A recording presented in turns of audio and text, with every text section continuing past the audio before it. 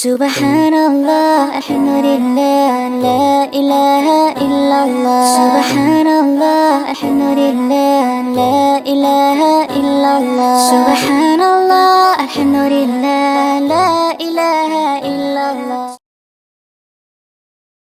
أعوذ بالله من الشيطان الرجيم بسم الله الرحمن الرحيم الحمد لله رب العالمين والصلاة والسلام على رسول الله. Salam alaikum la famille, c'est votre frère Iba Mignon dans cette nouvelle vidéo d'Objectif Ramadan.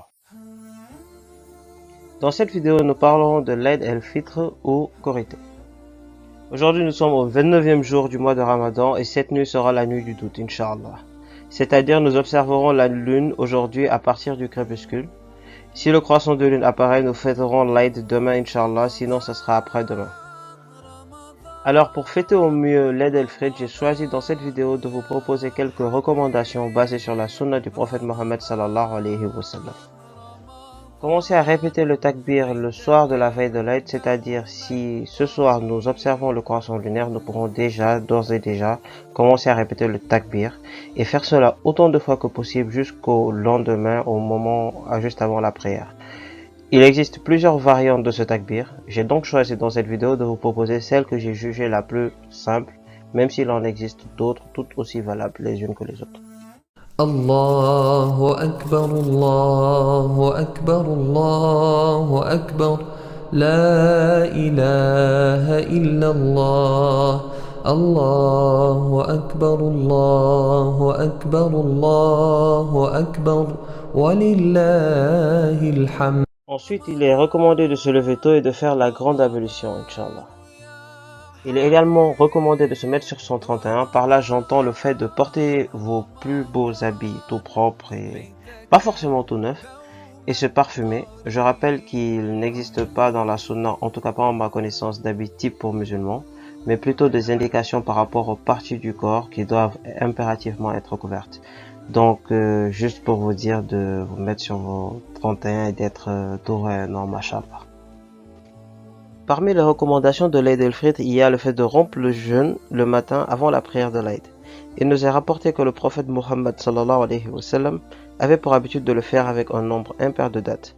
Cependant, vous êtes libre de le faire avec une autre place selon vos préférences ou coutumes. Par exemple, moi, en plus des dates sur moi, je prendrais un bol de lard ou de tchakri. Il est également fortement recommandé de s'acquitter de la zakat el-Fitr avant la prière de l'Aïd. Essayez de vous rapprocher des imams de votre zone pour avoir une estimation de la valeur de cette zakat cette année, selon votre zone, Inch'Allah.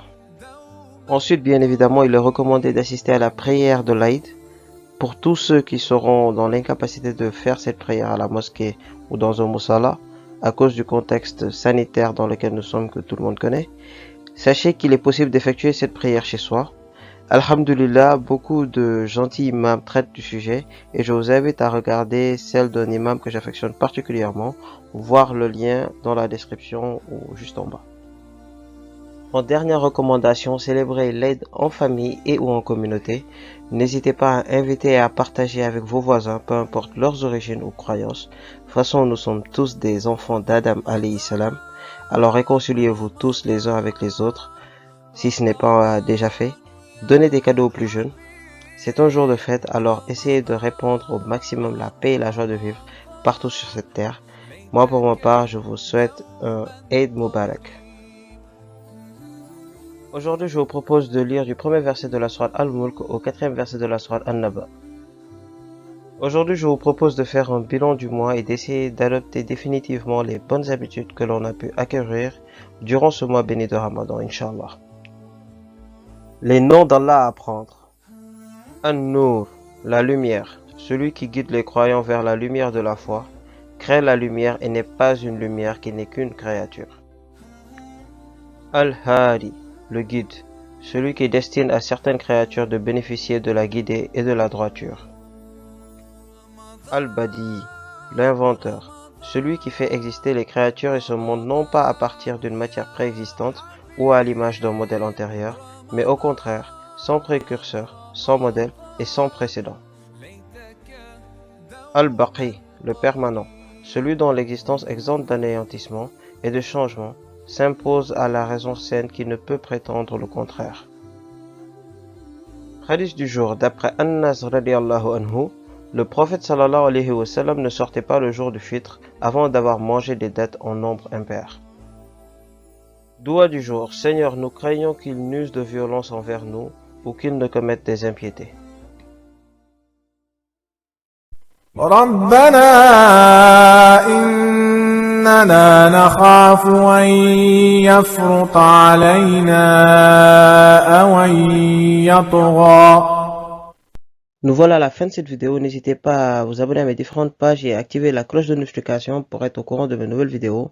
Et moi, pour ma part, je vous dis à demain, Inch'Allah, ou à tout à l'heure, selon le résultat de l'observation du croissant lunaire de ce soir.